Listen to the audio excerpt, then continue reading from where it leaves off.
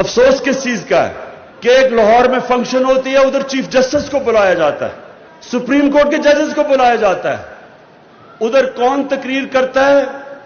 جو آدمی supreme court نے جس کو کنوکٹ کیا ہوا ہے، جو جھوٹ بول کے ملک سے باہر بھاگا ہوا ہے، وہ تقریر کر رہا ہے۔ میرے نوجوانوں، ایک میری بات سن لیں آپ، قوم کبھی ختم نہیں ہوتی پیسہ چوری صرف کرنے سے، قومیں پھر ٹھیک ہو جاتی ہیں، پیسہ پھر بنا لیتی ہیں، لیکن قوم تب تباہ ہوتی ہے جب چوری کو برا نہیں سمجھا جاتا۔ جب ایک قوم کی اخلاقیات ختم ہوتی ہے، قوم ختم ہو جاتی ہے۔ مولانا رومی نے کسی نے پوچھا کہ قوم کیسے مرتی ہے؟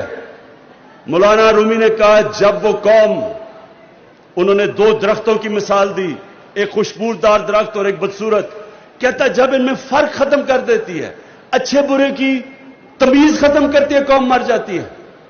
نبی صلی اللہ علیہ وسلم نے جو مدینہ کی ریاست بنائی تھی، اس کی بنیاد رکھی تھی اچھے کو اچھا کہو اور بدی کو ختم کرو، اچھے کو امر بن معروف، بڑا قرآن کی آیت کہ ہمارے اوپر فرض کر دیا کہ اچھے کو اچھا کہو، برے کو برا کہو۔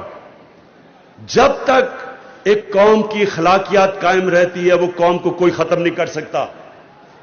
جاپان، 2 ایٹم بم گرے جاپان کے اوپر، 10 سالوں میں جاپان پھر کھڑا ہو گیا۔ ایٹم بم بھی تباہ نہیں کر سکا کیونکہ ان کی اخلاقیات قائم تھی۔